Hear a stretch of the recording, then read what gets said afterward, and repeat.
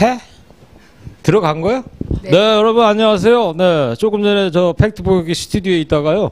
이쪽으로 좀 대방역 1호선 대방역 1층에 있는 카페 빌려가지고 하도록 하겠습니다. 자, 민주정편 TV 재개국 특집 격렬 토론 2017 대선 여기 좀 비춰주세요. 여기 간판 좀.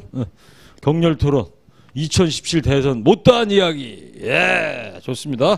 그 어디서도 듣지 못할 이야기가 오늘 밤 이 자리에서 이 세 분들을 통해서 공개가 됩니다. 자, 그럼 오늘 나오신 분들 소개부터 하겠습니다. 뭐 소개 안 드려도 되겠지만, 자, 김민석 의원님부터 차례로 셀프 소개. 예.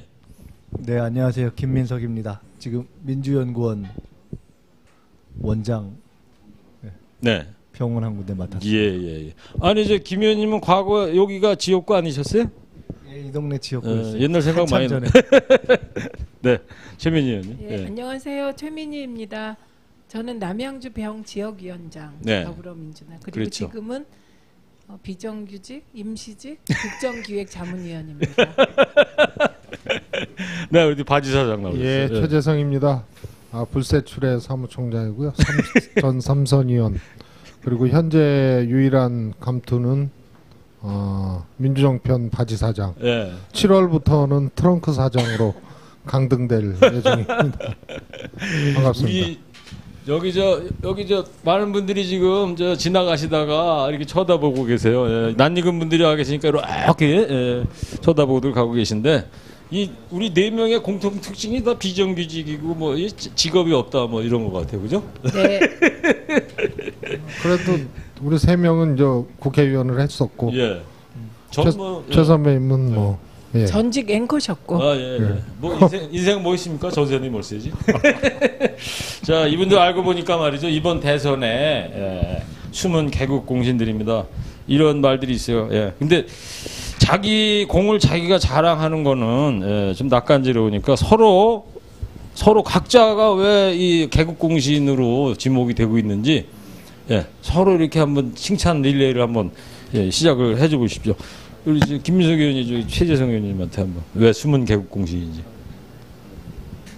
우리 최 의원은 뭐 숨은 개국 공신이 아니라 드러난 개국 공신 아닙니까? 네. 그래요? 개국 자타가 공신이죠. 공인하는 개국 공신입니다. 뭐 굳이 이렇게 표현한다면 문재인 대통령, 문재인 정부 개국의 정도전이라고나 할까? 너무 띄웠나? 네. 제대로 좋네요. 말씀드린 거죠. 뭐 바지 사장보다 훨씬 낫다. 큰 그림을 개국의 그렸고 정도전. 바닥을 깔았고 어려울 때 지켰고 또 사실 이번 대선 승리에서 가장 큰 주역이라고 할 수 있는 당원들 이번 대선을 이전에 그 밀물처럼 들어서 당을 지켜낸 그 당원들이 들어오는 길을 열었고 뭐 이런 큰 바닥을 닦고 그림을 그린 사람이다. 네. 그러면 개국 공신 맞네요. 그렇죠. 상황실장 하셨죠? 상황실장. 예. 상황 본부장님이셨고 제가 일실장. 예, 그러셨구나. 예. 그러면 이번에 저 최재성 의원이 최민희 의원 어떤 공을 세우셨는지? 예, 씨앗 뿌리지 않고 결실 맺을 수 없잖아요. 네. 그리고 뿌린 씨앗도 잘 트이게 하고 가꾸고 해야 되는데 최민희 의원님은 그 온라인 입당법을 만든 분입니다. 네. 그래서 통과까지 그리고 만들자마자 또 저하고도 상의했고 많은 분들 지혜를 모아서 빨리 당 온라인 시스템을 하자. 그 과정 함께 하셨고요. 네. 온오프 네트워크 정당 추진단에 제가 이제 단장, 그 다음에 부단장 이렇게 하셔서 그 입법부터 당 시스템까지 함께 하셨던 그런 주역이고요. 그 씨앗이 당을 지켰고 또 대선 때 유례 없이 지지자와 당원들의 자발적 참여 또 그 참여를 넘어서는 각종 홍보 공보 전략의 생성 이것을 대중의 힘으로 이끌어냈던 그 대선 캠페인을 꽃피우는데 1등 공신이 바로 최민희 의원이다 이렇게 말씀드릴 수 있겠습니다. 알겠습니다. 이번에는 최민희 의원께서 김민석 의원님. 김민석 그 본부장님 상황 본부장 하셨는데 이번에 상황 관리가 진짜 잘 됐어요. 어느 정도로 잘 됐냐면 저희 이제 디소위에서 이제 S2본부에서 아주 작은 문제가 생겼어요. 예. 근데 그거를요 몇 시간 안 지나서 알고 있더라고요. 그래서 사실 좀 무섭다는 생각을 할 정도로 진짜 샅샅이 상황을 알고 관리하고 있었어요. 근데 말을 이렇게 제가 드리면 이게 별거 아닌 것 같은데, 그러니까 대선 때는요 아주 작은 불씨가 정말 대화재로 번지는 그런 거거든요. 그러니까 불씨가 불씨일 때 다 끄신 역할을 한 거예요. 알겠습니다. 제가 몰라서 그러는데 이 대선 그 캠페인 기간 중에 그 상황 본부장 실장 하시고 그랬으니까 그 전국 각지에서 막 정보들이 막 수시로 올라오는 건가요? 그러면 어떤 거예요? 뭐 그런 거죠. 조직을 통해서 이제 기본적으로 각 지역에서의 정보가 취합되는 것도 있고요. 네. 이제 상황본부라는 것 자체가 우리 지금 최재성 의원님이 상황 이제 1실장, 박범계 의원님이 상황 2실장, 그다음에 지금 당의 전략위원장을 맡고 있는 김영진 의원님이 또 우리 최재성 의원님과 함께 상황 1회 부실장 뭐 이렇게 했는데, 이 일 자체가 전체 선거 캠프에 돌아가는 정보를 취합해서 유통하는 역할 자체가 고유 임무이기 때문에 뭐 이런저런 이제 사건, 사고, 상황 뭐 이런 것을 자연스럽게 가장 먼저 취합하게 되죠. 네. 이번 좀 덧붙이자면요. 이번 캠프의 상황본부가 이제 고전적 의미의 이제 상황본부 개념을 좀 뛰어넘은 일을 했습니다. 네. 다시 말해서 뭐 전국적으로 혹은 분야별로 일어나는 일을 취합하고 대응하는 이런 일, 고전적인 이제 상황실의 업무죠. 그건 당연히 했고요. 또 사실상 기획 업무, 조정 업무까지 상황실에서 꽤 했습니다. 그래서 필요하면 일정 조정 업무, 네. 또 필요하면 전략 조정 업무, 또 필요하면 유세 조정 업무, 이런 것까지 상황실에서 했던, 그래서 좀 상황실을 가장 효율적이고 조금 한 단계 이렇게 높여놓은 그런 계기였다 이렇게 평가할 수 있습니다. 사실 말씀하시니까 우리가 자화자찬 같아서 그런데 좀 해도 되는 뭐 거잖아요. 짧게, 예. 굳이 얘기하자면 본론으로 들어가야 되니까. 예. 아니 짧게 할 거예요. 예. 굳이 얘기하면 상황 파악과 조정 플러스 사실 생산까지 했죠. 이번에 저희가 상황 본부에서 급하게 이 상황에 필요한 것이 있다라고 하면 필요한 동영상 생산까지 했으니까요. 오, 그렇군요. 그래서 그 발령기 동영상이 나온 건가요? 네, 그렇죠. 춤신, 투표 동료, 박원순, 그 막판에 안희정 나왔던 막등 거. 동영상이 별거 다 했어요. 네, 사실은 상황 본부에서 그걸 상황실 본부에서 그걸 예. 했습니까? 그뭐 박원순 예, 예. 시장하고 정청래 의원 그렇습니다. 까만 바지 입고 와이셔츠 바람에 막 춤추고 그랬던 김부겸, 거. 안희정, 김부겸, 안희정 상황본부에서 다. 예, 예. 그거 했던 거구나. 예. 자, 오늘 오프닝 좀 해봤고요. 대선 끝난 지 지금 벌써 한 달 정도 지나고 있지 않습니까? 문재인 후보가 지금 뭐 기대 이상으로 많은 국민들의 지지 속에서 순항 중인데, 지금 왜 우리가 이 이야기를 해야 하는지 궁금해요. 자, 2017 대선 못다한 이야기, 왜 우리가 이 토론회를 자리를 만들었는지 한번 돌아가면서 한 번씩 얘기를 좀 해보시죠. 최재성 의원님. 네. 뭐 바지 사장이죠, 고별 방송. 그래서 뭘 할 수 있을까? 이제 민주정편이 7월부터 전혀 다른 방송으로 거듭나는 거 아닙니까? 아니 7월부터가 아니고 다음 주 수요일 21일. 벌써 바지 사장님이 드러나시네요.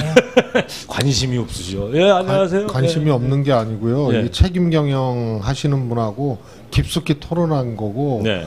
앵커나 진행자가 모르는 부분을 제가 지금 말씀을 예. 그럼 바지 사장 아니라는 강렬항인데요. 그래서 우선 책임 경영 체제, 네. 또 증자도 하죠. 그 다음에 재개국 수지훈의 프로그램 개편도 하고, 이런 이유가 이 정권을 지키는데, 또 민주당이 그야말로 국민 속에 자리 잡는 정당이 되게 하는 내용 있는 편파 방송 시스템을 구축하기 위한 겁니다. 네. 그전에는 대선 때문에 피치 못하게 대선 방송, 대선 대응 프로그램들을 했는데, 이제 원래 민주정편이 탄생했던 그 이유대로 그렇게 하고, 특히 아무나 정치 시사에 방송을 만들고 올릴 수 있는 플랫폼 역할까지 이제 7월부터 본격적으로 아. 진행이 되는 거죠. 나도 방송 뭐 이런. 예, 그래서 지금까지 이제 바지 사장의 그 헐렁한 컨셉과 기획으로는 감당이 안 된다. 네. 그래서 방송은 너는 오늘 내일로 끝내라. 예. 그래서 어떻게 보면 제 방송 인생의 종지부를 찍는 그런 우리 방송. 종지부는 아니죠. 이제 자주 나오셔야 잠정적으로. 예. 네. 예.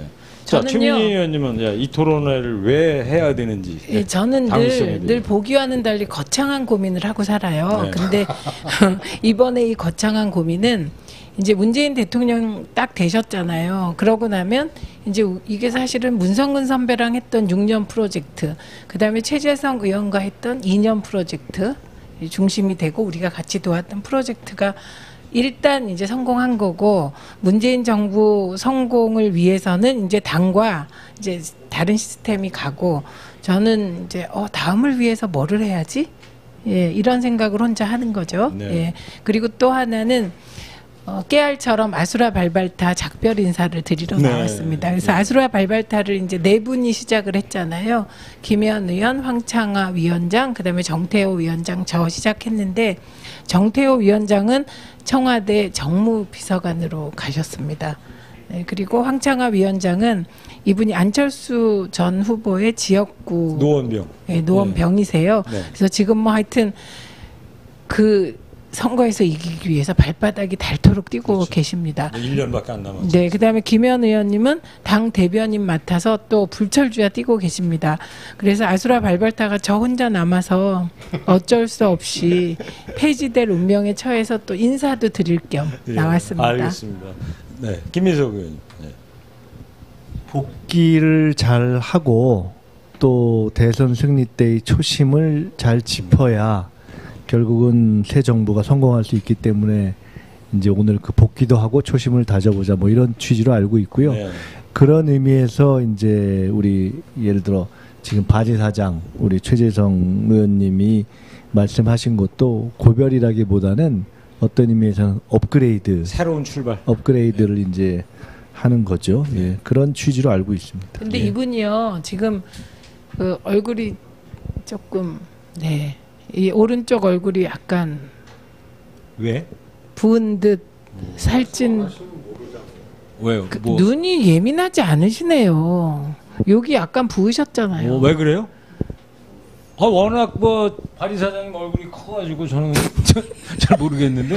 국가인권위원회 소환될 건 또 한 번 넣으셨네. 아니 왜? 최일구 우리 선배님까지 오늘 현재 지금 보니까 두 인권위 분이 소환 대상이 네. 267명째예요. 그래요? 아니 얼굴을 왜 말씀하신 거예요? 지금 부으셨어요? 왜? 예, 이를 빼셨대요. 그래서 아까부터 입을 꽉 다물고 있구나. 그 마취가 아직 안 풀렸어요, 아니 그러면? 다 풀렸는데요. 예. 하여튼 저는 일 치르고 나면 네. 이게 좀 이런 걸 겪어요. 그래서 발치하고 이제 뭐 임플란트 해야 되는데 앞으로 5개만 더 뽑으면 어휴. 저도 대권 도전할 수 있습니다. 예. 문재인 대통령이 10개 뽑으셨는데 현재 5개 해내고 있습니다. 네, 알겠습니다. 자, 오늘 세 분으로부터 오늘 2017 대선 못다한 이야기 이 토론을 왜 해야 되는지 각자 이야기를 좀 들어봤고요. 자, 그러면 첫 번째 못다한 이야기 시작을 해볼 텐데요. 이번 대선의 첫 번째 이야기 문재인 대통령에 관한 이야기부터 시작을 해보도록 하겠습니다.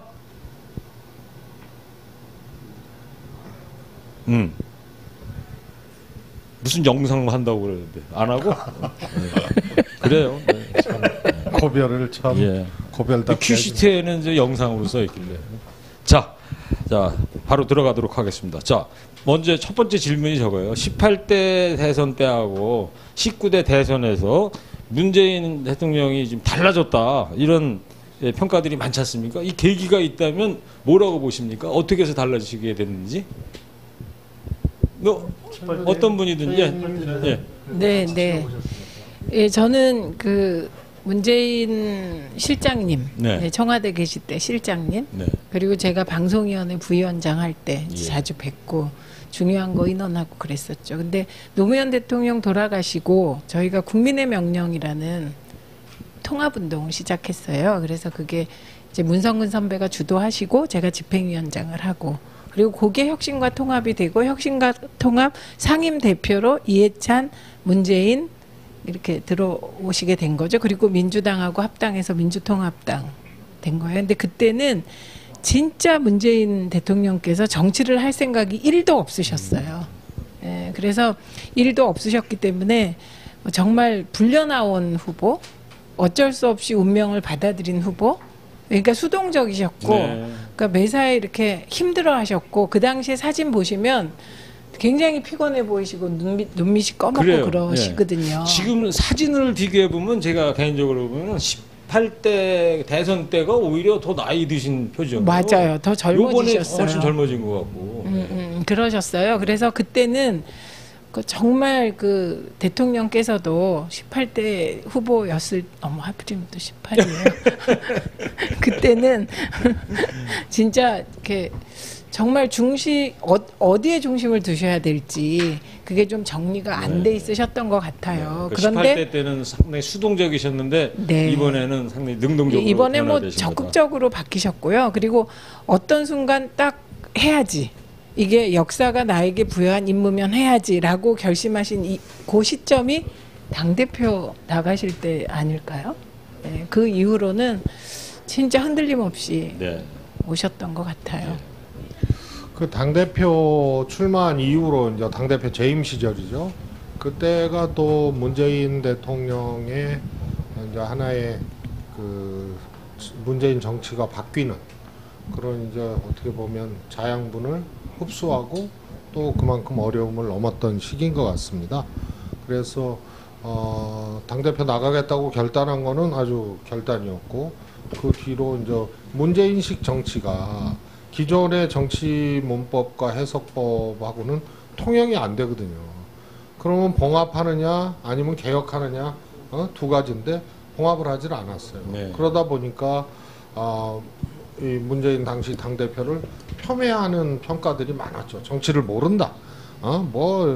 그런데 그게 문재인식의 정치였죠. 봉합하면 아마 구정치하고도 접합이 됐을 거예요. 근데 하지 않았고 그래서 당연히 떨어져 나갔고 이러면서 야당은 분열이 됐고 그런데 곧이어서 총선을 치렀고 그러면 당연히 패배했어야 되는데 국민들이 이기게 해줬고 여기까지가 제가 보기에는 문재인 정치 인생의 가장 중요한 시기 그리고 그 속에서 문재인 정치가 이긴 그런 이제 족적을 남겼던 시기 이렇게 생각합니다. 근데 이제 당대표 나가실 때 찬반이 많았어요. 그리고 제가 고백하자면 저는 안 나가셨으면 좋겠다고 생각했어요. 왜냐하면 이 당이라는 게 너무 그 과다한 욕망들이 꿈틀대고 문재인 대통령께는 그런 욕망이 없으세요. 그래서 이제 저희는 대통령하고 가까운 사람들이 너무 걱정이 돼서 이게 이제 당대표도 하고 후보도 한다고 하면 욕심쟁이론이 나올 거다. 그러면 본인은 정말 욕심쟁이가 아니신데 그런 비난을 무지막지하게 받으실 때 이겨낼 수 있을까? 그래서 오히려 저는 반대했어요. 네. 그리고 이제 그 당대표 선거 과정에서 지금 이것도 솔직히 고백하자면 박지원 대표님이 2번이나 도와달라고 전화 왔어요. 그때 제가 딱 까놓고 저는 문재인 그 후보께서 나가시는 거를 반대했다. 그런데 대표 나가신 마당에 내가 그분을 돕지 않을 수 없다. 그래서 정말 박지원 대표님께 죄송하지만 나는 문재인 대표를 돕겠다. 이걸 양해해달라. 네. 2번 똑같은 말을 제가 했더니 박지원 대표께서 이렇게 앞에다 대놓고 문재인을 지지하겠다고 하는 거는 최 의원밖에 없는 것 같다. 예. 그러시면서 그래서 차라리 당신이 낫다. 네. 이렇게 얘기하셨고 최근에요. 제가 그 대통령 이제 우리 선거일 즈음에 후보께 말씀드렸어요. 제가 그때 당대표 나가지 말라고 했던 건 그때 제가 정치적인 판단력이 짧았고 당신이 옳았다. 후보님이 옳았다. 이렇게 인정하고 굴복했어요. 그 이제 대통령 이제 18대 19대하고 또 차이가 있다면 제가 볼 때는 어떤 이 토론회 할 때 어떤 말이 좀 많이 늘지 않았습니까? 18대 토론 때하고 비교해 보면. 말은 늘었다기보다 저는 그러니까 18대 대선 때는 같이 참여를 안 했기 때문에 네. 어떻게 보면은 국외에서 지켜보고 이번 대선을 이제 가까이서 본 입장인데 한 두 가지 다른 느낌이 있어요. 그 지금 토론 말씀하시니까 말씀하신 제가 자주 대학에서 학생들하고 토론이라는 걸 놓고 얘기를 할 때 예를 든 경우가 있어요. 뭐냐면 지난 대선, 그러니까 18대 대선에서 뭐가 제일 기억나는 장면이시죠? 이렇게 물어보면 사람들이 100% 대답하는 게 있어요. 그 이정희 그때 후보가 세 분이 네, 셋이 했을 때 박근혜 떨어뜨리려고 나왔다. 그 장면을 다 기억해요. 근데 그때 그 당시 후보 문 후보께서 좀 애매했죠. 네. 그죠? 존재감이 좀 자기 셋 중에 목소리를 자신 있게 못 내셨어요. 그에 비하면 이번 대선에서는 이제 자기의 목소리와 내용도 분명하고 그걸 내는 컬러 이것도 분명해져. 그러니까 예. 그게 큰 차이죠. 네. 근데 그런 것처럼 제가 이렇게 지켜보고 그 다음에 통합을 하고 나서 당에 복귀를 해서 이렇게 뵈고 대화도 해보고 한 입장에서 제가 느꼈던 것은 그냥 지난번에는 후보였다면 후보로서만 비쳤다면 후보이자 자신의 의견을 진영에 반영하고 관철해 나가는 리더로서 변한 거죠. 네. 그 뭐 김의원님께서 말씀하시니까 그 18대 토론할 때 그런 거 있었잖아요. 그 이정희 후보가 당신 떨어뜨리려고 내가 다 깎기 마사오 뭐 이런 얘기 할 때 그때 문 후보가 당시에 좀 그 존재감을 좀 나타내 중간에서 토론을 조정을 했다든가 했으면 하는 아쉬움이 있다고 그러는데 요번 같은 경우에는 그 홍준표 후보하고 할 때 뭐 노무현 대통령 뭐 뇌물 뭐 어쩌게 할 때 여보세요. 이보세요. 이거 또 뭐 지금 많이 좀 달라진 것 같아요. 근데 그 이보세요에 대한 분석 네. 제가 이제 SNS에 한번 올렸는데요. 분노가 아니고 슬픔이었다는 거예요. 어떤 네. 연구소에서 분석해서 올렸는데 그래서 이런 정말 거칠고 어려운 대선을 치르면서도 노무현 대통령 그 부분에 대해서 우리 같으면 그런 얘기가 상대 후보로부터 비아냥이 나오고 그러면 분노를 섞어서 이보세요 했을 텐데 그게 이제 슬픔으로 분석이 됐다는 거예요. 그래서 참 문재인 대통령을 당시에 문재인 후보를 더 연구하고 싶어지는 그런 거였고요. 그 우리 토론 얘기 한번 더 하면 이번 대통령 선거에서 문재인 후보의 토론은 1대1 인터뷰 있지 않습니까? 가령 뭐 대통령 면접 이런 어떤 방송의 그런 프로그램도 있었는데 아주 안정적으로 잘했습니다. 그렇죠. 그거는 거의 뭐 퍼펙트 할 정도로 잘했는데 이 후보자 간의 이제 이 합동 토론이나 상호 토론에서 조금 답답하다 이런 지적도 있었거든요. 그런데 토론 방식이 또 많이 바뀌었잖아요, 이번에. 네. 그래서 그때 아마 우리 김민석 원장님하고 제가 첫 토론을 보면서 저거는 무조건 유권자 입장에서 보면 문재인의 압승이다. 왜냐하면 나머지 후보들이 전부 문재인 후보만 가지고 공격을 하는데 뭐 하여튼 답답하다고 표현하는 사람들이 있지만 아주 안정적으로 여유가 좀 해나갔고 있으셨다고 그거 봐야 관리 되죠. 자체를 제가 보기엔 아주 잘한 토론이었다 이렇게 근데 그때 같이 평가를 했죠. 네, 그렇죠. 토론회가 하나 끝날 때마다요. 이제 후보가 이렇게 얘기해 줬으면 좋겠다라는 게 있으면 지지자들이 저희 SNS 본부에 내용을 다 보내주세요. 네. 그래서 팩트 체크를 JTBC보다 더 빨리 순간순간. 그래서 저희가 그거를 엮어서 다시 뿌리고 그랬거든요. 그러니까 진짜 뭐 이번에는 카톡방 같은 걸 하셨어요? 텔레그램 그런 걸 하셨어요? SNS? 텔레그램도 하고 카톡방도 하고 다 했는데 SNS를 통해서 제보가 들어오는데 제보 수준이 이건 뭐 전문가들 뺨치는 수준이셨어요. 그렇습니다. 그 좀 뭐 외모 같은 경우도 근데 원래 전보다는- 잘생기셨어요. 그렇죠.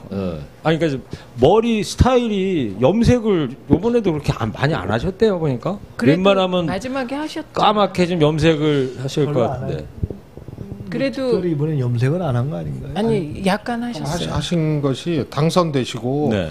그때 좀 이렇게 당선되고 며칠 지나니까 노란 네, 머리더라고요. 지금 그러니까 과정에서 염색하게다 하신 거. 빠지신 것 같아. 네, 거의 노라 하얘졌어요. 빨가 비슷하게 대선 해야 돼 직후에 있어. 완전히 까만 게 아니고 붉은 네. 염색. 네. 그러니까 그만큼 뭐 이제 대통령 되고 그러시니까 이런 거 외모 신경 안 쓰고 국정에 열심히 하겠다 뭐 이런 의지신 것 같고요. 그 저 참모들이 그 주변에서 많이 이렇게 저렇게 코치들을 많이 하셨을 것 같은데 뭐 에피소드 같은 거 좀 있으시면은 예? 좋게 살기로 해가지고 뭐.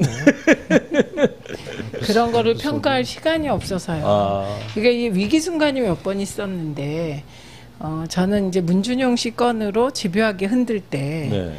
아, 이거를 어떻게 넘어가냐 그 고민을 다 같이 했고 그리고 지금 숨겨진 그 문제 해결에 공신이 있으세요. 네. 그게 홍영표 의원실 보좌관이에요. 그러니까 왜 홍영표 의원실 보좌관이 그 역할을 했냐면 2012년에 그때도 이게 문제가 됐거든요. 그때도 환노위에서 문제가 됐고 홍영표 의원실에서 이거를 그때도 방어를 했어요. 네. 그 자료를 가장 많이 가지고 있는 게 홍영표 의원의 보좌관이었어요. 예. 그래서 그 보좌관이 계속 그 내용을 제공해주고 이제 논리를 재구성하고 그랬는데 사실 내용이 별로 없는 건데 그걸 가지고 별의별 거 다 했잖아요. 그래서 그거 방어하는 게 되게 위기로 느껴졌고요.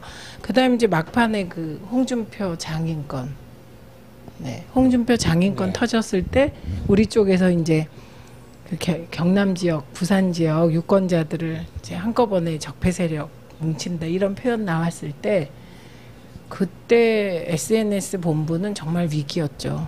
그것만 말씀드리면은 그것이 그러니까 저희 쪽에 어떤 조금 과한 표현 또는 과한 말실수로 될 수 있는 국면과 위기가 약간 있었는데 네.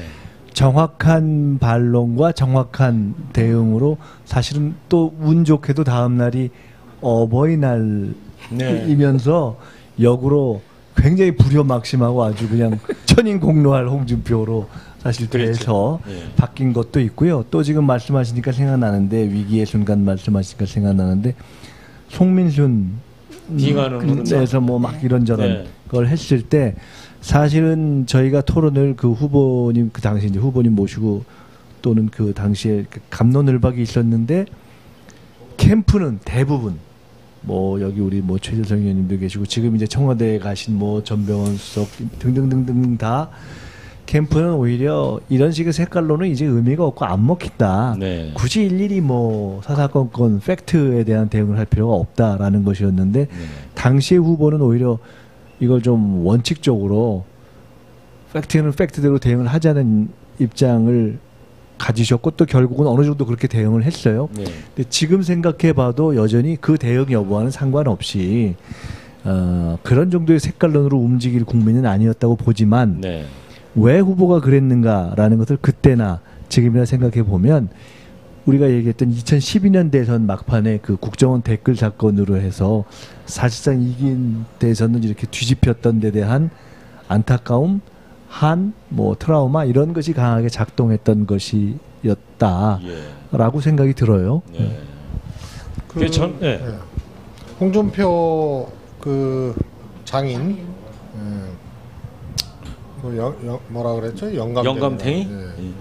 그래서 그 사건이 있었을 때 우리 이 쪽에서 좀 영남의 적폐 세력들이 준동한다고 그래서 유권자 전체로 이렇게 매도될 수 있는 듯한 발언 그 글을 올렸어요. 네. 근데 저는 위기가 오면은 정말 지나치게 쫄고 꼬리 내리고 또 우리가 잘 나가면은 이 분간 못하고 좀 오만해지거나 내지는 거기에 취해버리는 이런 게 굉장히 그동안 많이 보였었는데 그때도 사실 이거 어떡하냐고 막 꼬리 내리고 그런데 아마 그때 총괄본부장 뭐 등등도 했는데 걱정 막 하고 있을 때 김민석 원장님하고 저하고 거기 가서 아니 이건 무슨 얘기냐고 이런 사람을 그냥 홍준표가 잘했냐고 걷어차야 되고 불효자라고 얘기를 해야 되고 말이야. 그래서 이 분위기가 그렇게 갔죠. 그래서 그 다음 날 또 잘 대응해서 일부가 아주 수세적인 대응을 하자고 얘기할 때 오히려 원칙적이고 공세적인 대응을 하자고 이제 저희가 이야기를 했는데 결국 그게 예, 맞았고요. 맞았죠. 예. 그날 밤에 SNS 상에서는 어떤 일이 벌어졌느냐. 네. 이제 이게 적폐 세력 결집이라는 단어가 올라가냐, 아니면 홍준표 장인 영감탱이가 올라가냐, 이 문제인데요. 제가 그날 밤에 이제 잠을 못 자고, 이게요, 자꾸 그때 자유한국당 쪽에서 작업 얘기를 하는데 작업으로 바뀌질 않습니다. 그러니까 이게 몇 명이 한다고 바뀌질 않아요. 근데 그 느낌이 뭐였냐면 어디선가 10만 대군이 몰려오시는 거예요. 그래가지고 잠을 이렇게 얼핏 자다가 딱 깨서 보니까 영감탱이. 그리고 다시 자고 일어나다 보면 홍준표 장인. 네. 그러니까 이게요, 국민들께서 이 위기 순간을 이겨 나가는 지혜를 더 잘 알고 계신 거예요. 그래서 위기의 순간마다 어디선가 100만 대군이 나타나셔서 서포트하는 느낌? 네, 그런 게 있었습니다. 그래요. 여기 저 유튜브로 트럼프 여기 저 휴대폰을 보는데 여기 지금 10만 대군, 네, 노노 베베님이 10만 대군 여기 크크크 이렇게 공감한다 이렇게 표현했어요. 예. 나나니모님이 10만 대군 출동했다. 예, 있고요.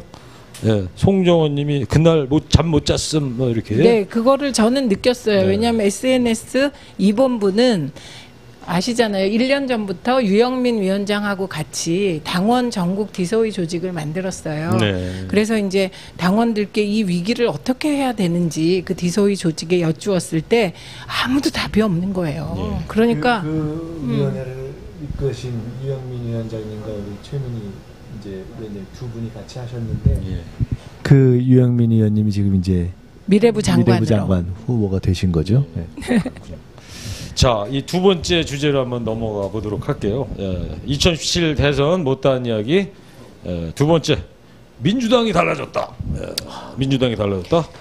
허수아비당이다, 뭐 물렁한 당이다, 뭐 이런 평가, 비난, 뭐 낮은 지지율로 고민했던 민주당인데, 뭐 지금이야 지금 뭐 한 48% 거의 50% 육박하는 최고의 이거는 정당으로. 제가 얘기를 시작해야 돼요. 예. 할 얘기가 네. 있어요. 민주당이 어떻게 달라지게 됐는지. 제 옆에 있어서 정말 미안한데요. 네. 그러니까 제가 온 입당법을 고안하기까지 그 문성은 선배의 고민은 2002년에 시작됐고요.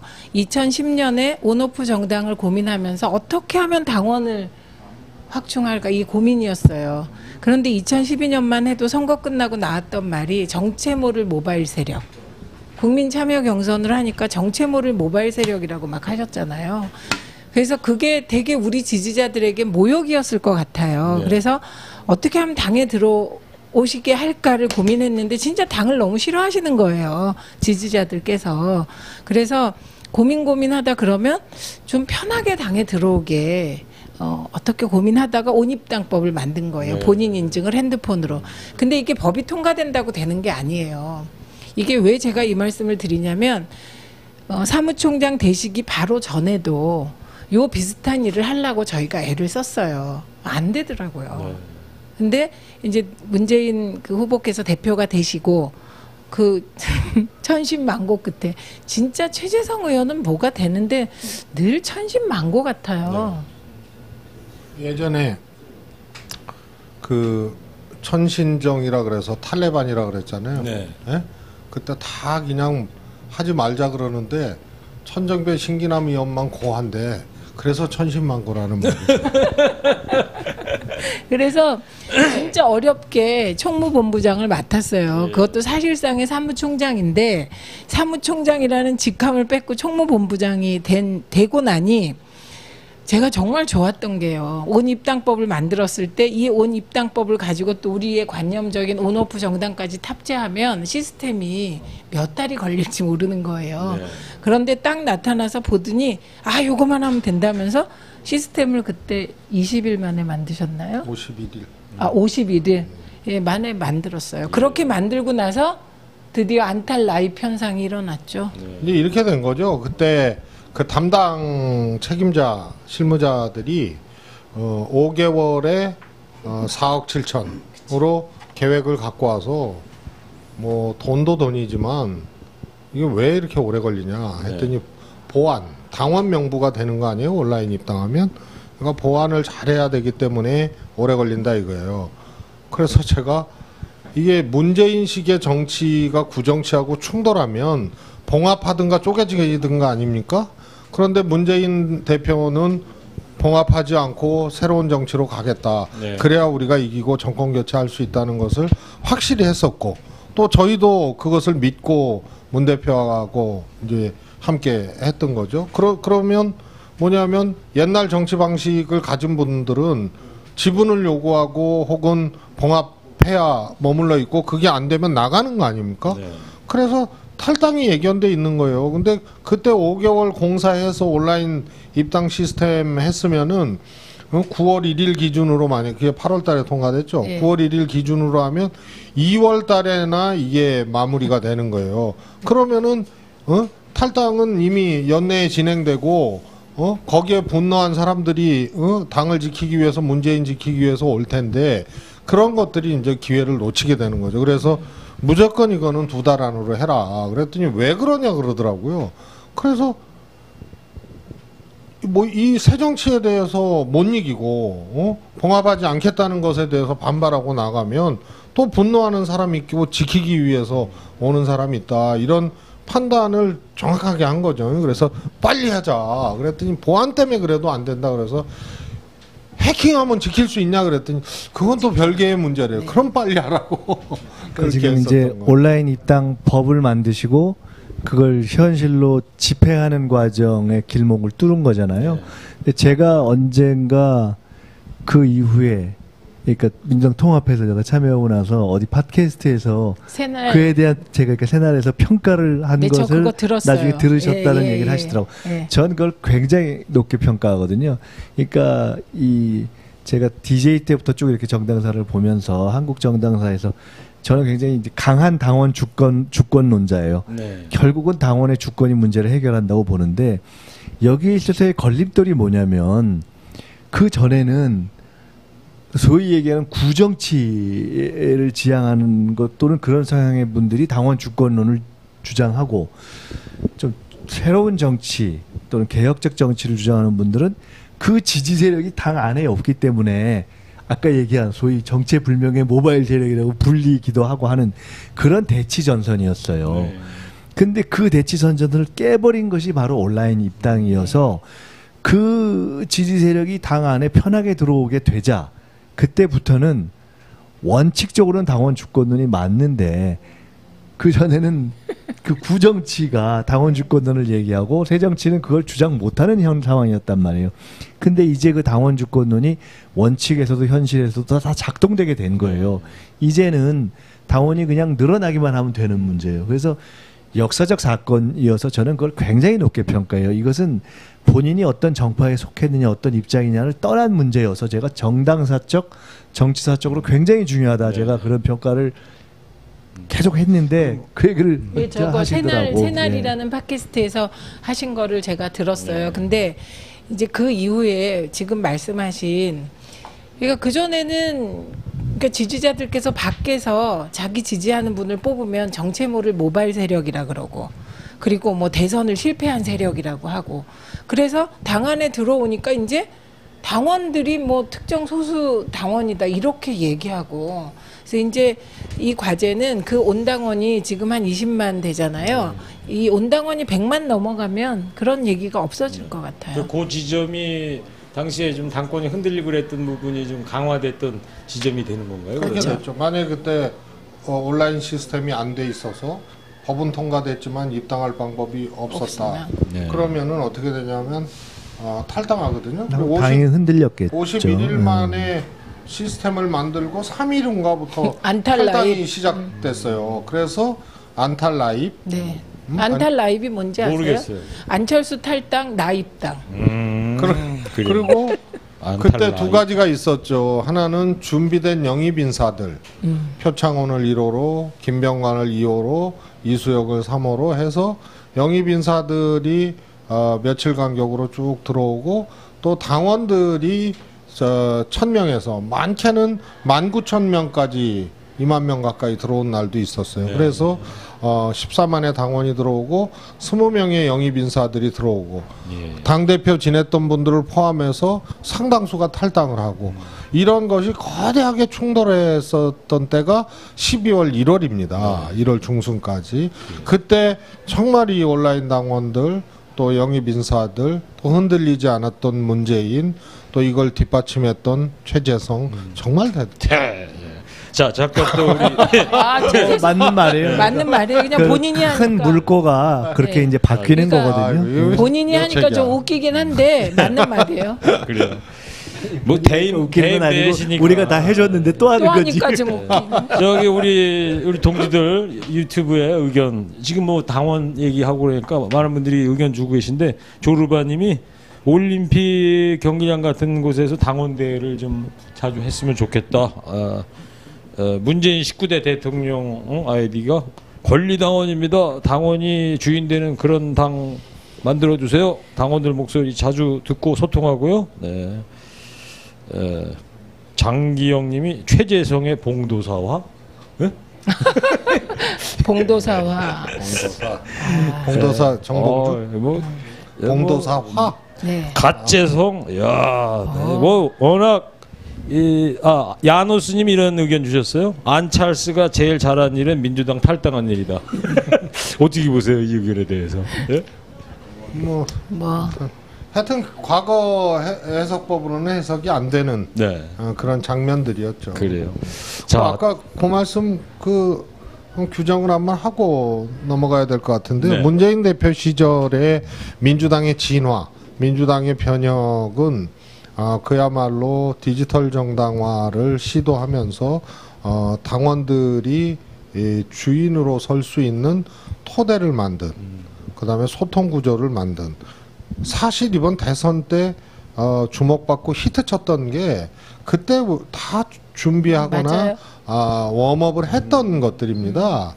그래서 단순히 온라인 당원만 이렇게 들어와서 우리 당을 구했던 것이 아니고 그때 예산 마켓, 지금 이제 문재인 네. 1번가도 그렇죠. 그다음에 스타크래프트 맵도 그때 이거 해야 된다 대선 때 다 논의하고 그다음에 그랬던 또 거고. 추미애 대표 또 광고 모델로 나와서 했던 거 뭐죠 이거 남이섬에서 촬영했다는 그러니까 거. 발연기. 발연기. 하여튼 그런 게 금태섭 디지털 발령기. 정당화, 언오프 정당화의 문재인 대표 시절의 축적물들이 대선을 통해서 꼽히운 거다. 그러면 이제 앞으로는 뭐냐? 그렇게 디지털 정당화로 가는 초성은 깔렸고 당원들과 지지자들의 자발성으로 대선을 꼽히었는데 이제는 이분들이 실질적으로 당의 주권자로서 또 주인으로서 실질적으로 권한을 행사하고 그것이 발현되는 정당으로 만드는 것이 이제 문재인 이후에 우리 당의 숙제다. 이렇게 그렇죠. 생각합니다. 그렇죠. 그 어떤 이 소통 정당으로 온라인을 통해서 디지털 정당화가 된 것이 큰 밑거름이 됐다.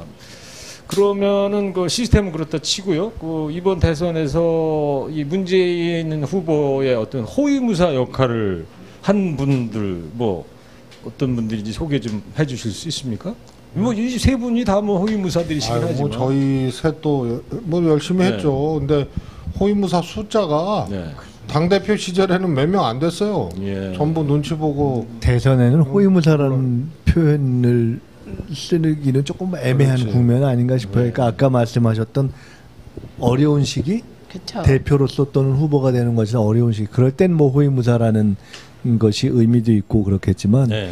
오히려 이번 대선 과정에서는 호위무사가 중요하기보다는 어마어마한 지지자, 어마어마한 대군 또는 당 전체가 어떻게 그렇게 일사불란하게 뭉쳐서 움직일 수 있었을까, 얼마나 이렇게 절박하게 하나가 될 수 있었을까. 네. 이제 그게 오히려 관전 포인트 아니었겠어요? 네, 맞아요. 맞고요. 굳이 얘기하면 전 국민의 문재인 호위무사화 이렇게 표현이 되는데 네. 제가 하나 빠뜨렸어요. 네. 제가 이제 2012년하고 2017년을 비교해 보면 2012년에는 뭐를 하나 하잖아요. 그러니까 혁신과 통합을 만들면 100을 하려고 그랬는데 50밖에 안 되는 거예요. 중요한 사람이 마지막에 안 하겠다고 하는 거예요. 그리고 민주통합당을 만들어서 이제 대표 경선을 하면 거기서 뭔가 하나씩 알이 빠지는 거예요. 그리고 대표를 만들어 놓으면 대표를 흔들어서 대선 전에 쫓아내는 거예요. 원내대표와 대표를. 그러니까 뭔가 자꾸 마이너스가 되는 거예요. 네. 그런데 2017년에는 뭔가 자꾸 하나씩 들어오는 거죠. 그래서 우리가 민주당 이름을 되찾은 것은 저에게는 굉장히 뿌듯하고 기쁜 일이었어요. 네. 그래서 이렇게 2017년 하나하나 이렇게 다가와서 붙는 느낌. 그리고 아 이것 때문에 안 될 거 아니야? 그러면 어디선가 뭔가가 와가지고 보완하고요. 이게 그런 거였고 그래서 민주당을 지켜주시고 그 민주당을 이제 더불어민주당하고 합당해서 우리가 민주당이라는 약칭을 쓰게 되고 당 이름을 찾아온 건 저는 굉장히 중요한 그게 거라고 사실은 봐요. 뭐 지나간 얘기지만 김한길, 안철수 두 분이 통합하면서 새정치연합을 네. 만들면서 그 전에 민주당이라는 이름을 딱 없앨 때 네. 전통적으로 민주당에 그러니까 새롭게 이번에 입당하신 분들도 있지만 전통적으로 민주당에 애정을 가지고 있는 분들은 민주당이라는 이름을 굉장히 애정 있는 분들이 많아요. 그때 많은 분들이 저한테 와서 야 이러다가 민주당 이름이 없어지는 거 아니냐라고 해서 그때 저는 정치를 안 하고 있을 텐데 그참 그렇겠다 싶어서 시대 가까운 분들한테 야 그 당 이름 좀 잘 보관하면 안 되나 해서 그분들이 그렇게 할 때 그 일이 시작될 때 제가 딱 세 분한테 얘기했어요. 그 당시에 김원기, 정세균, 권노갑 세 분한테 아 이런 상황에 대해서 당명을 잘 보관하고 있다가 나중에 통합이 될 때 이것을 쓰이도록 하는 것이 좋겠습니다라고 얘기해서 사실은 이번에 추미애 대표께서 어디서 이제 인터뷰할 때 말씀하셨는데 문재인 대표께서 대표 시절에 저한테 사람을 보내서 그렇게 통합을 하면서 민주당 당명을 같이 사용할 수 있었으면 좋겠다고 말씀을 하셨어요. 네. 그래서 무슨 혹시 바라는 거 없냐서 저는 바라는 게 없다고. 근데 언제든지 통합해도 좋다고 저는 말씀드렸는데 그래서 추진이 되다가 김종인 대표 시절에 사실은 안 돼 버린 거예요. 이러저러한 것이 있었어요. 그래서 문재인 대표께서 그만두시고 추미애 대표가 됐을 때 문 대표께서 새로 된 추미애 대표에게 그 통합을 마무리했으면 좋겠다고 말씀을 하셨다고 하고 그러면서 이제 통합이 진행됐죠. 그래서 통합이 됐는데 그야말로 뭐 저희 아무런 조건 없이 정말 한 푼의 빚도 없이 깔끔하게 됐는데 저도 굉장히 기쁘게 생각하고요. 네. 그래서 저는 그랬으면 좋겠어요. 저는 그 전부터 그런 얘기를 많이 했는데 저는 한편 당원 주권론자고 한편으로는 정당 정치를 굉장히 중시하는 사람인데 저는 당 이름 안 바뀌고 그다음에 당 안 쪼개지고 저는 그런 정당을 만들면 모든 문제는 끝난다고 생각합니다. 그리고 당원 주권 그 세 가지만 되면요. 우리나라 정치는 모든 문제가 해결돼요. 저는 이거 동의하는데 늘 꿈이 있어요. 네. 왜냐하면 이게 이제 100만 당원을 하고 싶은데 여전히 당에 들어오는 거를 되게 꺼리는 분위기가 있어요. 그래서 지지는 하는데 당에는 안 들어오겠다. 그래서 우리가 이제 고민한 게 2층 집 지어보자. 2층 집이요? 그게 이제 말씀하신 권리당원, 진짜 당원 주권론의 핵심이 있고 당에 가입하기 싫다는 게 어떤 분은 당 그러면 나치당이 떠오르고 공산당이 떠오른대요. 여전히. 네. 그래서 당이 싫은데 좀 요새 좋아진다는 거예요. 그런 분들은 지지자로 참여하게 하는 예. 그런 거를 아직 못 버리고 있어요. 근데 사실은 김대중 대통령 때 새정치 국민회의로 집권하고 나서 새천년 민주당을 창당했어요. 집권당 때 제가 그 작업을 했는데 그때 원래 당원과 당우라는 개념을 가졌었어요. 저희가 그게 당우. 말씀하시는 지지자로 해서 그게 서포터즈. 당우 자체가 당의 개념에 넣었어요. 그런데 저는 뭐 그것도 이해할 수 있으나 가급적 당원이 지금 전 세계에서 유일하게 우리가 한번 그런 얘기 했잖아요. 전 세계에서 유일하게 미국, 독일 뭐 다 소위 정당 민주주의, 정당 정치의 모델이라는 나라가 다 노조도 격감하고 당원도 네. 안 느는데 우리만 당원이 늘어나고 있는. 우리나라가 아니, 우리 아니고 당만. 우리 당만. 아니, 그러니까 우리나라의 현재 민주당만 유일하다니까요. 네, 네. 그래서 저는 이때 전 세계 최고 민주주의 또는 민주정당의 전범을 만들 수 있다. 그래서 좀 해봤으면 좋겠어요. 그러니까 당우도 좋으나 빨리 30만 되고 40만 됐으면 좋겠어요. 그래요. 여기 저 동지들 이 무서운 인터넷님이 당비 1,000원부터 시작. 지금 당비가 얼마부터? 1,000원이에요. 그 1,000원인데 뭐- 10,000원 내는 분도 네. 계세요. 어떤 많으세요. 분은 또 신부님께서 당비 10,000원도 안 하는데 뭐 아니 누가 그런 얘기 하던데요. 사실은 우리도 경로 우대와 학생 우대를 해서 500원? 거기는 1,000원을 하고 네. 아, 나머지는 한 3,000원 하자고 누가 그런 얘기도 하더라고. 그러면 당원이 되면은 온라인에서 자동으로 빠져나가게 돼 하는 거예요? 네, 신청하면 온라인 신청하면 자동 빠져나가고요. 예. 핸드폰으로도 빠져나가요. 이번에 나온 김에 예. KT의 그 부가가치세 환급급 네. 32,000원이 지금 최고 금액인데요. 예. 그거 저희 민주당이 한 거거든요. 그러니까 이번에 그 부가가치세 환급받은 분들은 민주당 당원 가입하셔서 1,000원씩 내시기 바랍니다. 알겠습니다. 예. 저 같은 경우에는 좀 화제를 좀 바꿔가지고 그 당원 얘기 좀 해봤고요. 제가 개인적인 생각으로는 4월 3일 날인가 이제 민주당의 이제 문재인 대통령 후보로 이제 공식 결정이 됐잖아요. 4월 3일인가요? 여기 저 어디요? 4월 3일 맞을 거예요. 예. 4월 3일. 어디였죠? 여기 저 야구장. 고척돔. 근데 그 다음 날부터인가 바로 보수 언론 쪽에서 갑자기 찰스하고 문재인 양자 대결 뭐 이런 거를 가정을 해가지고 여론조사가 나와가지고 그 4월 4일인가 4월 5일 날 오히려 안철수 딱 후보가 일주일 그렇게 갔어요. 한 1% 앞서는 걸로 막 나오고 그래서 우리가 좀 조바심이 컸었는데요. 안철수 후보가 후보로 확정된 날, 네. 그 다음 날 와. 여론조사가 그렇게 바뀌게. 그랬죠. 네, 그리고 막 양자 대결 막 그러니까요. 조사하고 그 양자 대결이 별 의미도 없는데. 네. 뭐 민주정편에서 사실 다 하는 예측하고 얘기죠. 해석 다 했습니다. 네. 저거 그런데 얼마 못 까먹으셨을 가는 테니까 거고. 한 번만 더 정리해 주세요. 다 했어요. 발치도 했는데 지금 엄청난 고문을 하시는. 그런데 바지 대권으로 가기까지에는 여튼 네. 뽑아야 됩니다. 10개까지는. 알겠습니다.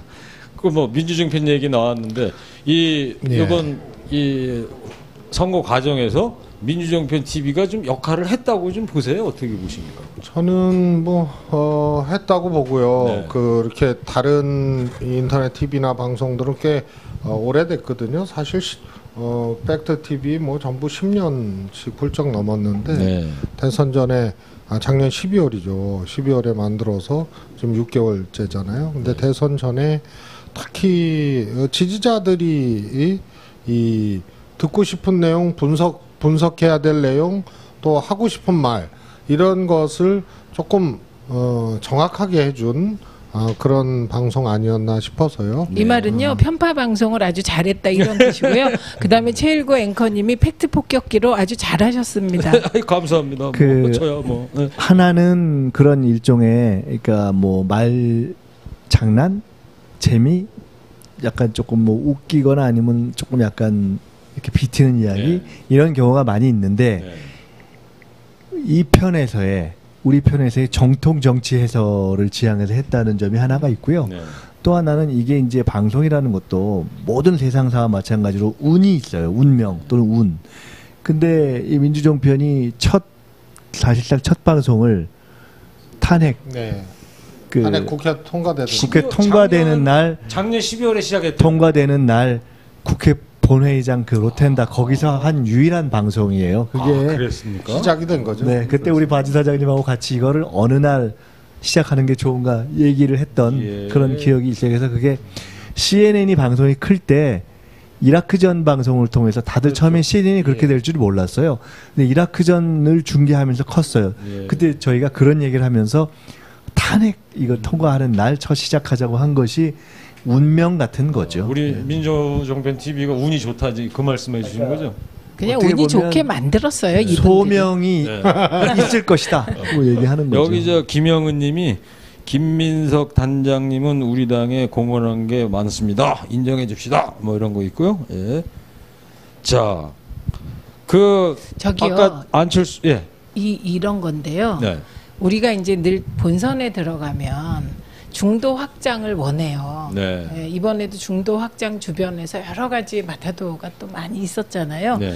그런데 대선은 그 중도 확장은 중심 지지자들이 똘똘 뭉쳐서 잘하면 중도가 확장되는 거를 이번에 증명한 거예요. 네. 그래요. 그리고 그 우리 핵심 지지자들이 똘똘 뭉치는 그 중심에 민주종편이 있었던 거예요. 예. 뭐 그 소위 말해서 정치 분석과 전망의 새로운 경지를 개척했다. 이 짧은 시간에. 알겠습니다. 이렇게 좀 예를 들어서 반기문 우리 첫 방송 이가 다 때 빠져가면서 예.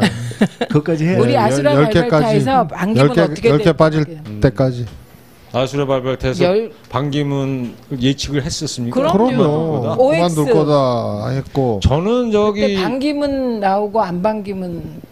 안 반기문 그때 뭐 세 가지 반기문이 출마할 수 있는 세 가지 전제. 네. 첫 번째, 지지율이 문재인 후보보다 압도적으로 높아야 된다. 네. 그래서 제도권에 들어오면 그 다음에 재조정하는 것을 감안하고 타산할 것이다. 두 번째, 박근혜 대통령이 건재해야 된다. 그래야 그 그늘에서 한다. 박근혜가 쓰러지면 반기문은 어렵다. 세 번째, 온실에서만 컸고 하여튼 그런 이제 외교 공무원으로서 쭉 해왔기 때문에 도전해보고 모험해본 적이 없죠. 네. 그래서 여야가 나오라고 합의해야 나올 사람이다. 이 핵심. 딱 맞추셨네. 네, 그래서 온 국민이 반기면 나오고 한 명이라도 안 반기면 반기면 안 안 나온다. 그렇게 이미. 알겠습니다. 그 다음에 이제 예선 때도 민주정 편이 정말 정확하게 했죠. 예를 네. 들어서 처음에 이제 이재명 시장이 10% 후반대까지 떴잖아요. 그 다음에 안희정 지사가 또 뜨고 이러면서 소위 말해서 이제 문재인 지지자들이 또 이 대세론이 무너지는 거 아니냐 그랬을 때도 정확하게 이것이 네. 길면 2주, 짧으면은 열흘 단계로 이건 이동할 유지될 것이다. 거라는 예측도 했고 사실상 그 안희정 지사가 상당히 떴을 때 또 뜰 때 결과적으로는 그게 상당히 조정돼서 안희정 이재명이 2등 거의 비슷하게 갈 것이다라는 것이다 것을 그랬죠. 또 네. 얘기했죠. 안철수 후보가 막 그렇게 높이 떴을 때 그때 우리가 내부적으로 여론조사 분석을 할 때 한 12개 여론조사를 통계학적으로 돌린 자료가 나왔어요. 네, 어떻게 나왔습니까? 예, 그랬을 때 그 평균 편차가 3.0 이하면 굉장히 안정된 거예요. 네. 우리 후보가 2.9였어요. 그런데 안철수 후보가 4.3이었어요. 네. 이건 뭘 얘기하냐면 이게 지지자의 충성도가 되게 낮다는 뜻이에요. 그래서 우리가 이제 여러 얘기를 할 때 특히 토론회에 나가선 낮으니까 떨어질 거다 이렇게 말하면 오히려 결집할 수 있으니 이걸 지키는 게 굉장히 힘들 거다 이렇게 얘기를 했죠. 네. 그래서 안철수 후보가 막 올라갈 때도 단 한 번 불안한 적이 없었어요. 그 안철수 후보에게 나왔으니까 그 이 대선 시작했을 때 안철수 후보가 정말 문재인 후보의 강력한 대항마가 될 거라고들 생각을 하셨어요? 뭐 또 다음 또 차기 대선에 또 나오겠다고 또 얘기를 하고 있는데 어떻게들 보셨어요? 네. 저는 안철수 후보나 지지하는 분들께는 좀 죄송한 얘기인데 별로 이렇게 위협적이거나 위력적인 후보가 될 거라고 생각해 본 적이 워낙 없어요. 네. 어떤 점에서? 예. 대통령이 안 될 것 같더라고. 아 감으로? 예, 아니 진짜? 그러니까 정말. 아니, 그리고 그냥 저는 실망입니다. 아니 그러니까 이제 국정 운영을 하긴 좀 어렵지 않는가 네. 그렇게 생각했어요. 저는요. 예.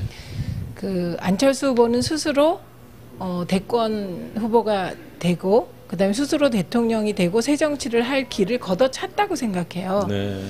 왜냐하면 2012년에 안철수 돌풍이인 거 맞아요. 그랬죠. 2010 안철수 현상 뭐 이래가지고. 네, 안녕하세요. 맞아요. 네. 그런데 그 안철수 후보를 지지했던 돌풍의 주역들하고 이번 대선 과정에서 안철수 후보가 지지 기반으로 삼았던 분들이 다르세요. 네. 그래서 안철수 후보가 새 정치를 주장하면 새 정치에 맞는 사람들, 그렇죠. 새 정치에 맞는 조직을 하셔야 돼요. 네. 그래서 제가 온 입당법이나 온오프 정당권을 가지고 안철수 의원님 시절에 2번 이상 만났고요. 저희가. 그리고 저희 문성근 선배도 만나려고 되게 노력을 했어요. 그건 네. 다른 의미가 아니라 당을 튼튼하게 하려면 안철수를 지지하는 무당파가 우리 당에 들어와 줘야 했기 때문에 네.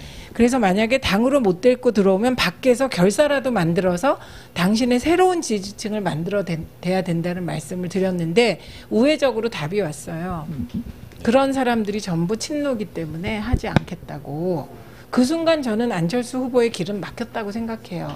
새 정치를 얘기하면 새로운 세력하고 손을 잡아야 되는데 오히려 선거 기간엔 구태를 다 하신 거잖아요. 그렇죠. 동원 경선에 뭐 신천지 논란에 네. 조폭 논란에. 그래서 새 정치를 주장하는 안철수 후보가 그런 어떤 구태 정치 문화에 위에 올라타 있는데 그게 어떻게 되겠습니까? 그 조금 다른 얘기인데 2012년 대선이죠. 예. 2012년 대선 때 제가 그러니까 그때는 뭐 선거도 참여 안 하고 정치 안 할 때니까 그때 이제 정치를 당분간 이제 떠나 있을 때 그러면서 대선에 대해서 보면서 제가 개인적으로 책을 하나 쓴 게 있어요.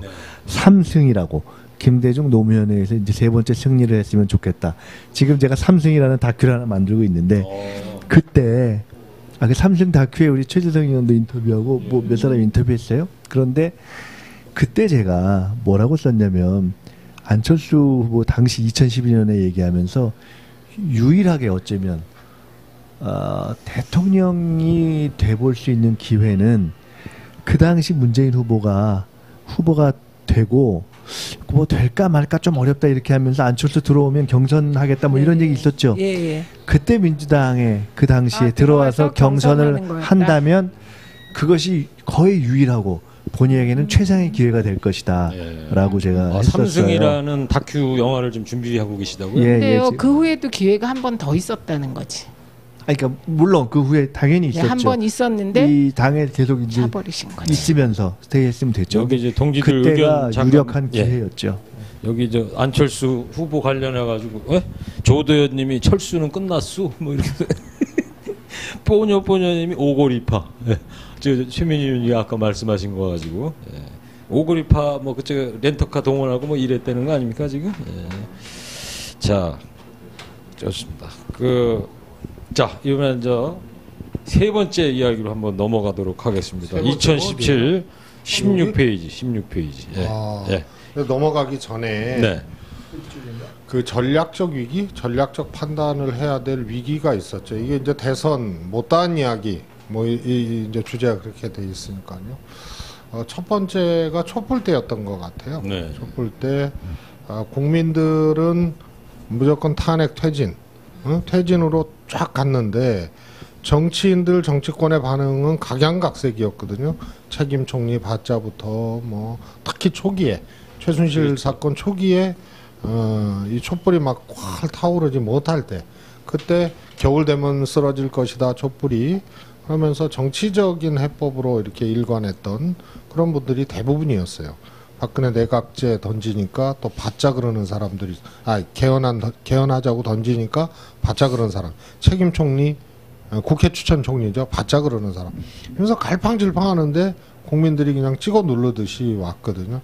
이때가 이제 하나의 큰 사실은 위기였죠. 기회이자 위기였죠. 근데 당이 아주 잘했어요.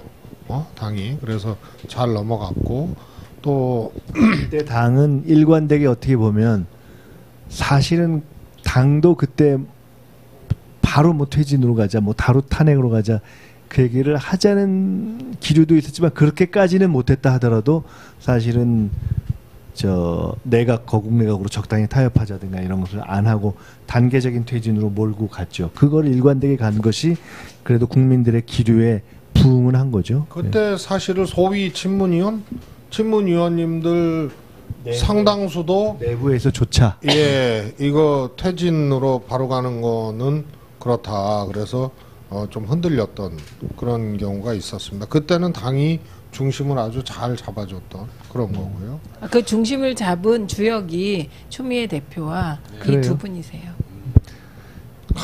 무조건 다 저희까지 얘기하기 그렇고 근데 어쨌든 사실상 그때는 그 중심을 잡는데 추미애 대표가 굉장히 버텼죠.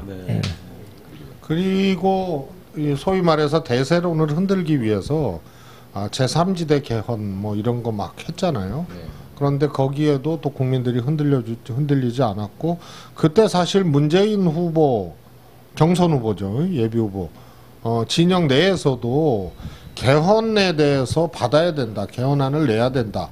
이런 게 굉장히 있었습니다.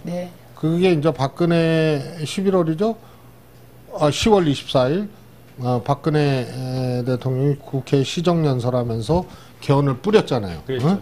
그때 막 밤에 JTBC가 태블릿 PC 나오고 총리 개헌 막 다 던진 거예요. 그런데 9월달에 문재인 후보를 흔들라고 개헌론을 사방팔방에서 압박을 했습니다. 대답하라 그러고 그래서 원래 문재인 후보는 개헌 논자죠. 네. 대통령 중임제 개헌 논자였는데 지금 정략적으로 하는 것은 옳지 않다라고 했어요. 근데 그때 우리 민주정편에서도 얘기했고 그때 지금도 기억납니다만 김민석 원장님하고 최순실 사건 때문에 개헌으로 급격하게 박근혜가 턴한다. 그때 우리가 그 얘기 했어요. 네. 제가 그 얘기 하고 해서 그 민주정부에서 그 얘기 했죠. 그러니까 그때 원래 하기 전이에요. 저쪽에서. 박근혜가 하기 한참 전인데 전이죠. 9월 말이야. 그때가. 그때만 해도 다들 이쪽 우리 진영에서 9월 말부터 그런 말씀. 박근혜는 그게 이렇게 된 거죠. 그렇지. 국정감사가 딱 시작되면서 조응천 의원 발로 최순실이 청와대 인사에도 개입했다.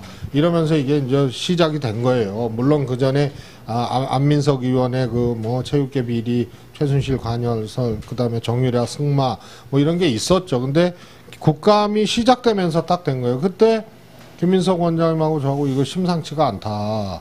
그러면서 박근혜 대통령이 개헌을 막고 왔었는데 이 분위기를 탈출하려고 위기 탈출하려고 급격하게 턴할 가능성이 있다.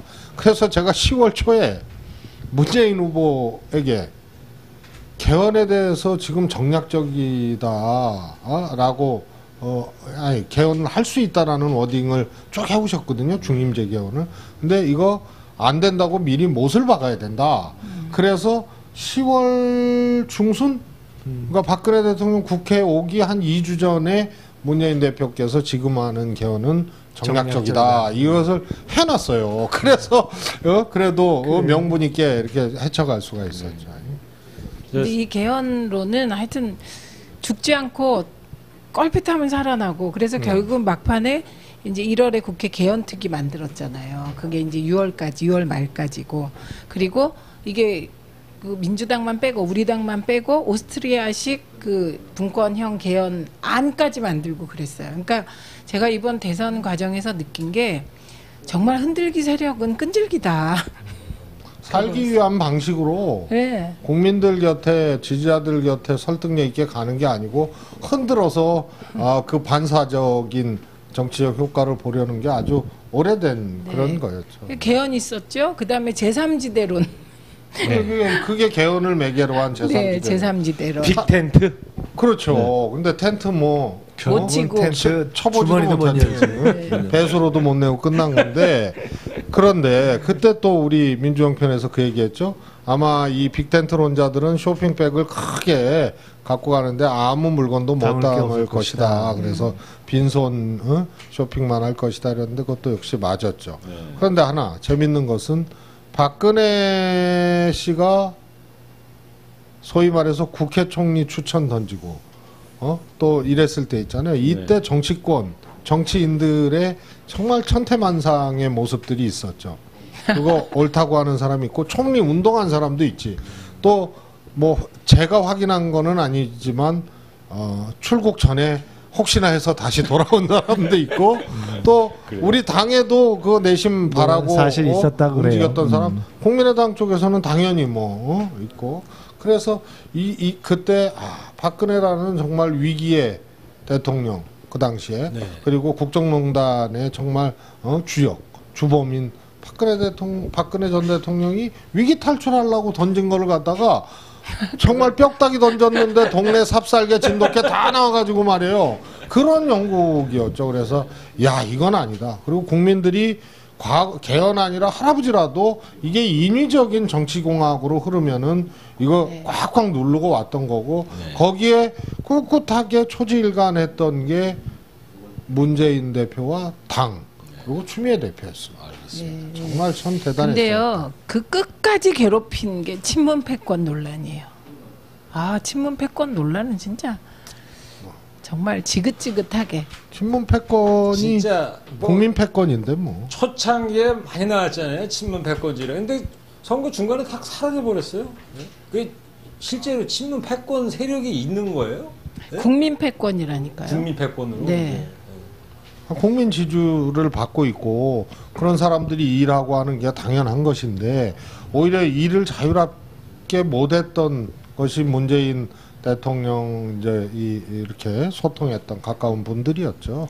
그러니까 그 역차별이 선거 있었죠, 과정을 역차별. 거치면서, 그러니까 선대위를 구성하면서 또 새 정부 등장한 이후에 초기 인사를 보면서 사실은 이제 그런 얘기를 하기가 어렵게 된 거죠. 네. 근데 지금은 어떻게 보면 친문 패권 논란보다 더 중요한 것은 이게 정치라는 게 정체성과 이 가치를 분명하게 가치하는 사람들이 딱 지키고 가야 되는 거 아닙니까?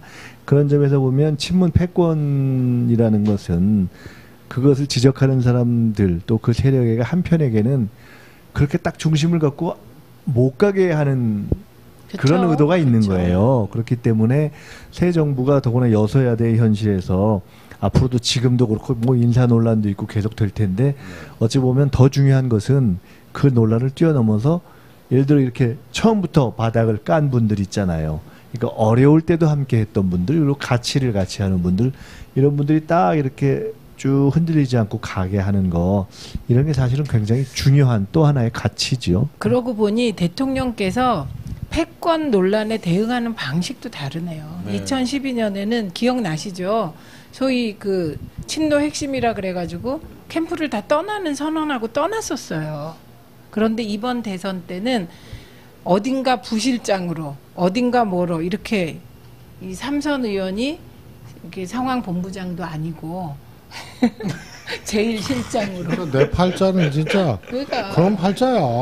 네. 그렇게 어딘가 핵심들이 다 구석에 들어가서 일을 했네요. 네. 그래서 필요할 땐 기획도 하고 필요할 땐 소방수 역할도 하고요. 예. 그게 2012년하고 결정적으로 다른 한 그래요. 포인트였네요. 그래서 저는 이제 최민희 의원도 말씀하시지만 저 최재성 의원 보면은 정말 대인배 같다. 삼선 의원이 대인배의 뜻이 뭔데요? 뭐예요? 예, 어쩔 수 없이 배가 나오는 게 대인배예요. 뭔 얘기야, 그게. 뭔 개그가 그래요? 그 저도 왜 그 문재인 캠프에 뭐 미디어 특보단 뭐 이래가지고 저도 했었는데 이제 뭐 친문 패권 뭐 이런 얘기 그때 그 점심을 같이 송영길 본부장 네. 뭐 하셨죠? 총괄 총괄 본부장 그 양반하고 저 특보단 몇 명이서 이렇게 여의도 그 대산 빌딩 옆에 점심을 먹는데 어떤 그 특보 한 명이 물어봤어요. 정말로 친문 패권이 존재하는 거냐 그랬더니 그 송 본부장 말씀이 그거였어요. 나도 친문이 아닌 사람이다. 그런데 예, 총괄 본부장을 맡고 있는데 도대체 친문 패권의 이 실체가 어디 있느냐 그런 건 없다. 이렇게 얘기를 근데요, 하더라고요. 무슨 말씀이냐면 대인배도 가슴은 아프다. 제가 네. 그 얘기를 드린 거예요. 배는 모르나 가슴은 아프다. 알겠습니다. 지금 뭐 마음대로 11시가 하세요. 거의 다 돼가고 있으니까 마지막으로 저희가 대선 때 못다한 이야기 뭐 밤새서 얘기 들어도 못다한 얘기 다 못할 것 같지만은 밤이 좀 깊어가고 있으니까 세 번째 못다한 이야기 당원과 지지자들이 달라졌다. 예? 이런 토픽을 갖고 예, 한번 이야기들을 해보도록 하겠습니다. 자, 이 당원과 지지자들이 네. 달라지게 된 결정적인 어떤 계기. 아까 뭐 온라인 입법 뭐 이런 것도 말씀하시고 그랬던 것 같은데. 일단 이제 온라인으로 입당한 당원들은 네. 보통 우리가 지역에서 당원 가입 시키려면요 정말 발로 뛰고 뭐를 해도 가입서 받기가 어려워요. 네. 근데 이분들은 문재인을 지키기 위해서 당을 지키기 위해서 스스로 찾아온 분이시잖아요. 네. 그러니까 굉장히 열성적이고요. 그렇죠. 그리고 이분들은 문재인 대통령을 만들기 위해서 대선 때 내가 이걸 하리라 그래갖고 휴가 낸 분들이 한두 분이 네. 아니셔요. 예, 어제 예 말씀 중에 저도 어제 저 바지 사장님 저 번개해가지고 민주평 앞에 지하에서 호프집에서 번개 모임을 해서 저도 오라 그래서 갔더니 한 50여 명 그 순간에 오셨는데 그 중에 어떤 한 분이 그런 말씀하더라고요. 그 촛불 때부터 이번 선거 끝날 때까지 6개월 동안을 그 일도 안 하고 그 선거에 나섰다고 그러더라고요. 자기 예? 돈도 하나도 없고 그 정도로 이게 지금도 계속 일 안 해. 그래요? 계속 그대로 그분. 근데 저는 어제 그런 모임에 이제 처음 가봤는데 이게 다들 1분씩 일어나서 발언들 쭉 하면서 하긴 했는데 야 제가 느꼈던 게 뭐냐 저분들 참 선한 분들이구나 이런 느낌을 제가 받았어요. 그러니까 열성. 네, 열정. 네. 근데 이 열성과 열정이 어디서 나오냐? 문재인이라는 개인에 대한 열정이 이게 나라를 바로 세우겠다는 열정의 바탕에서 나온 그렇죠. 거예요. 네. 이게 첫째고요. 두 번째는 이분들이 우리보다 훨씬 뛰어나세요. 네. 다 이렇게 만나보면 어떤 분은 무슨 그래픽 전문가세요. 예. 어떤 분은 무슨 박사세요. 그러니까 그 되게 수준이 높으셔요. 그다음에 또 이분들의 특징 중에 하나 잠을 안 주무세요. 여기도 아, 아까도 잠 안 잤다는 분들이 많아요. 네, 잠을 안 주무셔서 저도 잠을 못 잤어요. 예. 계속 보내서 답을 달라고 하니까 예. 그러다 깜빡 자갖고 답을 못 드리면요. 잤지 이렇게 나오는 예. 저보고. 그러니까 당원들은 안 주무시고 우리는 잤냐고. 여기 동기분 한 분이 이 실학관 가닥가나로 써놔가지고 뭐 기가 아즈라 그 투표 날 아플까 걱정했어요. 네, 이런 것도 있어요. 잠을 안 주무시. 예. 특징 중에 하나가 제가 가장 인상적인 게 안 주무시는구나. 네, GM 고님이 덕후들은 잠을 안 잔대. 송정원 모두 다 능력자들이다. 예, 그래요. 맞아요. 노노베베님이 맞아요. 최미니 의원님 고생 많이 하셨어. 근데 저를 괴롭히셨다고 지금 고백하시는 거예요. 자, 우리 당원들 얘기도 많이 하고 했는데 이 깨어 있는 시민은 어떤 사람이냐? 구체적 행동으로 보여진 게 있다면 뭐 기억나시는? 최민희 의원님 말씀하셨지만요. 저는 조금 뭐라 할까요? 예, 정치적으로도 그렇고 정당사적으로도 그렇고 또 심리적으로도 그렇고 이게 참 희한합니다. 네. 또 문명적으로도 그렇고 이 문명의 흐름하고 딱 들어맞는 정말 이 문명을 자유롭게 헤엄치고 다니는 우리 지지자들이고 당원들이었거든요. 그건 이미 이제 설명을 했고요. 한 최근 2년 동안에 문재인 대표 시절부터 지금 2년여 동안의 과정을 보면요. 후보자의 정치적 처지와 조건, 후보자의 심리, 후보자의 표정, 그 다음에 당의 처지와 조건, 당의 역학관계, 네. 이것과 이 파도하고 그대로 지지자들 당원들이 움직입니다. 예. 때론 뒤에서, 때론 앞에서.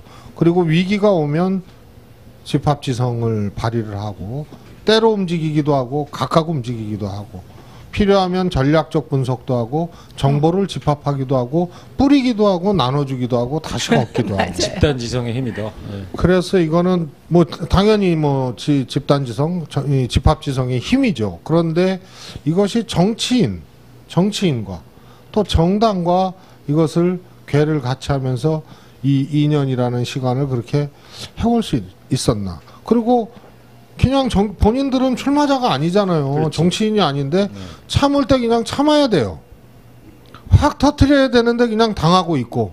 그리고 그들끼리 대화합니다. 여기 나서면 안 된다. 참아야 된다. 그리고 야 이건 아니다 하고 이렇게 나서자 하면 내용과 컨텐츠를 가지고 나섭니다. 네. 문자 폭탄이라고 소위 얘기하잖아요. 이거 가만히 보면요. 문자 행동. 네, 문자 행동이죠. 문자 참여고 주장하는 게 문자 문자 권리죠. 행동이죠. 그런데 이걸 보면은 누구누구 나쁜 자 이게 아닙니다. 이유가 꼭 있습니다. 이유가. 그리고 당신 이래야 맹목적인 게 돼. 아니고. 이런 게 있습니다. 이거는 정말 세계 정당사에서 없는 거예요. 네.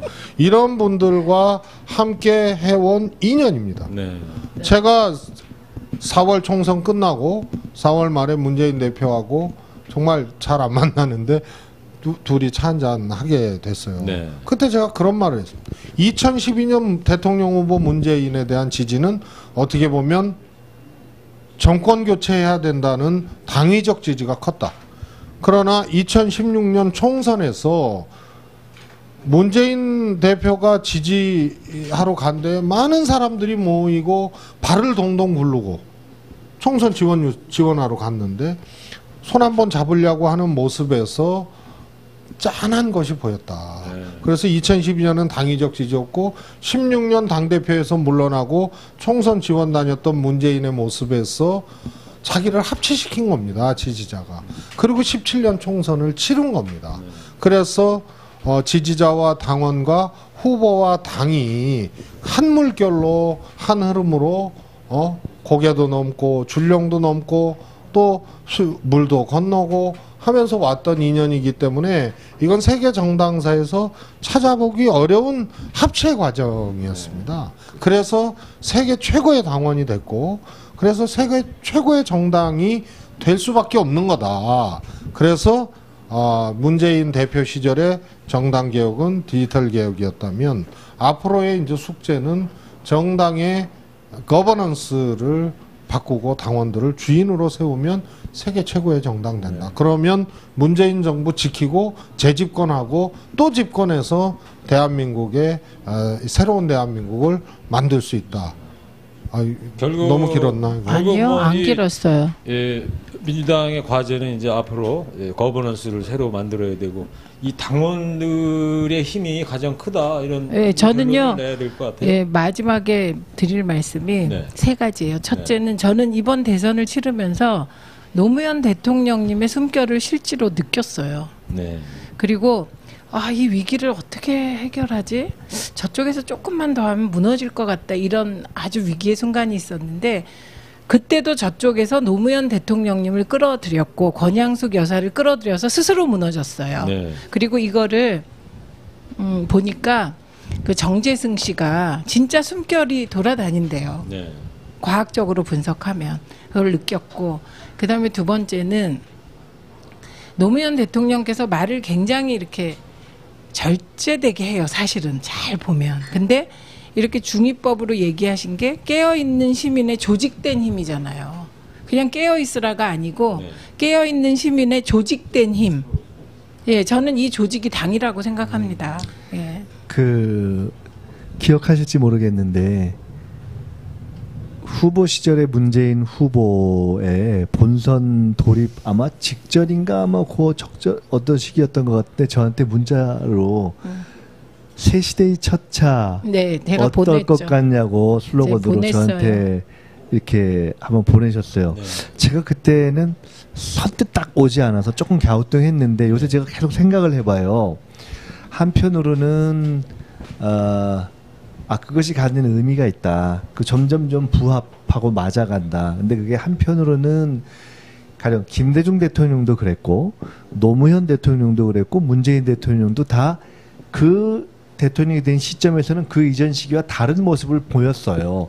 그렇기 때문에 딱 누구가 새 차야 다. 셋 다 새 차예요. 그 시점에는. 근데 새 시대의 첫차라고 할 때 이걸 뭐가 구별이 되지? 라는 거에서 제가 사실 좀 갸우뚱했던 거예요. 근데 그것이 두 가지 점에서 저는 의미가 있다고 봅니다. 하나는 첫 차는 계속해서 둘째 차, 셋째 차, 넷째 차를 연속적으로 이어가야 된다라는 점에서 어떻게 보면 우리가 의지를 드러내는 것이기도 하고 또 그럴 가능성이 있다라는 것을 보여주는 것이기도 하고 또 실제로 문재인 대통령께서 당선 후에 보여주시는 모습이 앞으로 어려움도 있을 것이고 기술적으로는 또 때로는 잘 못할 때도 있겠죠. 하지만 큰 가닥과 방향에 있어서는 분명히 이 진보 세력의 이전까지를 포함해서 새로운 획을 긋는 그런 변화의 모습이 있어요.